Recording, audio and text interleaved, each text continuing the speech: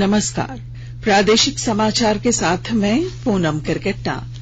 पहले मुख्य समाचार। प्रधानमंत्री नरेंद्र मोदी ने सेमिकॉन इंडिया सम्मेलन के उद्घाटन के मौके पर कहा, देश के 6 लाख गांवों को 5G दूरसंचार प्रौद्योगिकी से जोड़ने के लिए कदम उठाए जा रहे हैं।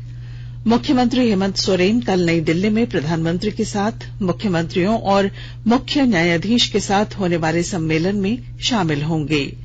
केंद्रीय कोयला मंत्री प्रहलाद जोशी ने सीसीएल से देश के पावर प्लांटों को निर्बाध कोयला आपूर्ति सुनिश्चित करने को कहा।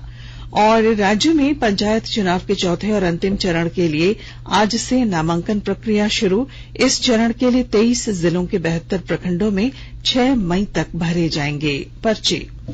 और अब समाचार विस्तार से। प्रधानमंत्री नरेंद्र मोदी ने आज वीडियो कॉन्फ्रेंसिंग के माध्यम से सेमिकॉन इंडिया सम्मेलन 2022 का शुभारंभ किया। 3 दिनों का ये सम्मेलन बेंगलुरु में आयोजित किया जा रहा है। प्रधानमंत्री श्री मोदी ने इस अवसर पर दुनिया में सेमीकंडक्टर्स की महत्वपूर्ण भूमिका का उल्लेख करते हुए कहा कि हम सबका उद्देश्य भारत को वैश्विक सेमीकंडक्टर आपूर्ति श्रृंखला में प्रमुख भागीदारों में से एक बनाना है। उन्होंने कहा कि भारत आधुनिक प्रौद्योगिकी, उच्च गुणवत्ता और विश्वसनीयता के सिद्धांत पर इस दिशा में काम करना चाहता है। प्रधानमंत्री ने भारत को सेमीकंडक्टर प्रौद्योगिकी के लिए निवेश का प्रमुख स्थान बनने के लिए 6 कारणों को गिनाया। पहला, भारत 130 करोड़ देशवासियों को जोड़कर डिजिटल बुनियादी ढांचे का निर्माण कर रहा है। हाल ही में वित्तीय समावेशन, बैंकिंग और डिजिटल भुगतान क्रांति के क्षेत्र में हुई प्रगति का उल्लेख करते हुए उन्होंने कहा कि भारत स्वास्थ्य और कल्याण के क्षेत्र से लेकर समावेश और सशक्तिकरण तक शासन के सभी क्षेत्रों में जीवन स्तर में सुधार के लिए डिजिटल तकनीक का इस्तेमाल कर रहा है। श्री मोदी ने कहा कि देश भर के 6 लाख गांवों को 5G दूरसंचार प्रौद्योगिकी से जोड़ने के लिए कदम उठाए जा रहे हैं और भारत के लिए अगली प्रौद्योगिकी क्रांति का नेतृत्व करने का मार्ग प्रशस्त किया जा रहा है। दुनिया के सबसे तेजी से बढ़ते स्टार्टअप्स पारिस्थितिकी तंत्र के साथ भारत मजबूत आर्थिक विकास की ओर अग्रसर है। प्रधानमंत्री ने कहा कि व्यापार को सुगम बनाने के लिए व्यापक सुधार किए गए हैं और 21वीं सदी की जरूरतों के लिए युवाओं के कौशल और प्रशिक्षण में बहुत अधिक निवेश किया गया है। मुख्यमंत्री हेमंत सोरेन कल नई दिल्ली में प्रधानमंत्री के साथ मुख्यमंत्रियों और मुख्य न्यायाधीश के साथ होने वाले सम्मेलन में शामिल होंगे। श्री सोरेन ने कल देर शाम हैदराबाद में तेलंगाना के मुख्यमंत्री के चंद्रशेखर राव से मुलाकात की। दोनों ही मुख्यमंत्रियों के बीच विभिन्न मुद्दों पर चर्चा हुई। श्री सोरेन अपनी माता के बेहतर इलाज के लिए उन्हें लेकर हैदराबाद गए हैं। राष्ट्रव्यापी टीकाकरण अभियान के तहत अब तक देश में 188 करोड़ 65 लाख से अधिक कोविड वैक्सीन की खुराक दी जा चुकी है। स्वास्थ्य मंत्रालय ने कहा कि पिछले 24 घंटे में 22,80,000 से अधिक खुराक पिलाई गई। इसी अवधि के दौरान देश में 3,370 नए मामले सामने आए हैं। देश में सक्रिय मामलों की कुल संख्या 17,801 है। अभी स्वस्थ होने की दर 98.74% है। झारखंड मुक्ति मोर्चा ने माइनिंग लीज विवाद पर सफाई देते हुए कहा कि पहले ही मुख्यमंत्री ने चुनावी हलफनामे में इस बात का जिक्र किया है कि उनके नाम से एक माइंस लीज पर है, जिसे उन्होंने रिन्यूअल के लिए भेजा है। ऐसे में कोई आपराधिक मामला नहीं बनता।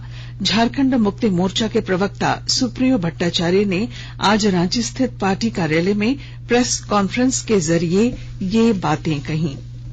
अमृत महोत्सव के तहत आकाशवाणी के साप्ताहिक क्विज में आइए आप भी शामिल हों। आजादी के 75 वर्षों का पर्व अमृत महोत्सव प्रत्येक बुधवार शाम 7 बजे प्रसारित होने वाले प्रादेशिक समाचार के दौरान पूछे गए प्रश्न का सही उत्तर देने वाले एक प्रतिभागी इनाम का हकदार होगा। इसके लिए सुनते रहिए आकाशवाणी रांची का प्रसारण।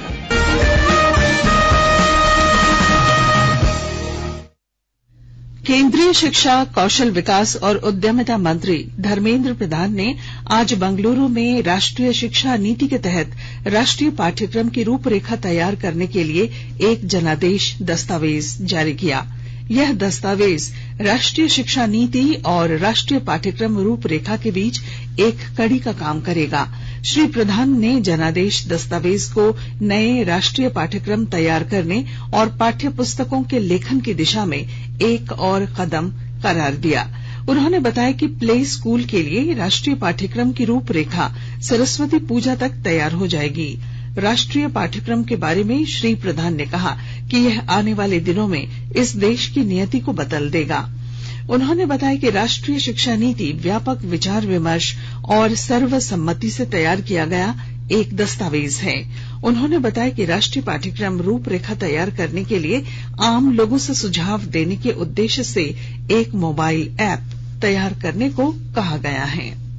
आकाशवाणी के ताजा तरीन समाचारों के लिए आप हमारी वेबसाइट newsonair.com पर लॉग ऑन कर सकते हैं। ताजा समाचार Twitter handle @AIR News Alerts और Facebook page all India radio news पर भी उपलब्ध है। आप प्रादेशिक समाचार एकांश के ट्विटर हैंडल @AIR News _ और फेसबुक इंस्टाग्राम पेज तथा YouTube channel AIR News Ranchi पर भी हमारे बुलेटिन सुन सकते हैं। प्रादेशिक समाचार आप आकाशवाणी रांची से सुन रहे हैं और अब पेश हैं कोरोना से बचाव के कुछ संदेश। कोविड-19 से बचाव और सुरक्षित रहने के 3 उपाय। मास्क लगाएं, 2 गज दूरी है जरूरी, सुरक्षित दूरी रखें, हाथ और मुंह साफ रखें।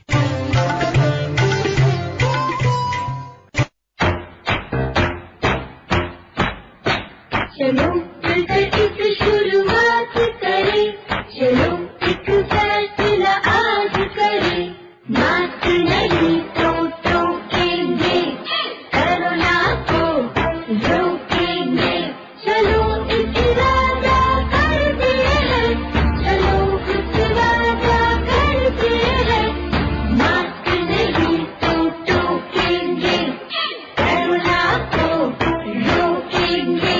भारत सरकार द्वारा जनहित में जारी। प्रादेशिक समाचार में आपका फिर स्वागत है। केंद्रीय कोयला मंत्री प्रहलाद जोशी 2 दिवसीय झारखंड के दौरे पर हैं।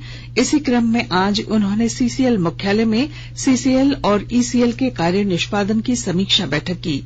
बैठक में श्री जोशी ने सीसीएल कोयला उत्पादन एवं प्रेषण में बेहतर प्रदर्शन करने के लिए सीसीएल की सराहना की। उन्होंने सीसीएल से देश के पावर प्लांटों को निर्बाध कोयला आपूर्ति सुनिश्चित करने को कहा। श्री जोशी ने उत्पादन एवं प्रेषण बढ़ाने के लिए आवश्यक दिशा निर्देश दिए। उन्होंने उपभोक्ताओं को निर्बाध बिजली उत्पादन के लिए हर संभव मदद का आश्वासन दिया। कोल इंडिया के अध्यक्ष प्रमोद अग्रवाल ने कहा कि कोल इंडिया राष्ट्र की ऊर्जा आवश्यकताओं को पूरा करने के लिए प्रतिबद्ध है। इस दिशा में हर वह कदम उठाया जा रहा है जिससे पावर प्लांटों का स्टॉक और बेहतर हो सके। इससे पूर्व सीसीएल के सीएमडी पीएम प्रसाद ने मंत्री कंपनी के विभिन्न गतिविधियों की जानकारी दी।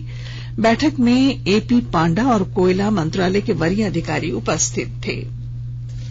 राज्य में चौथे और अंतिम चरण के पंचायत चुनाव के लिए आज से नामांकन प्रक्रिया शुरू हो गई है।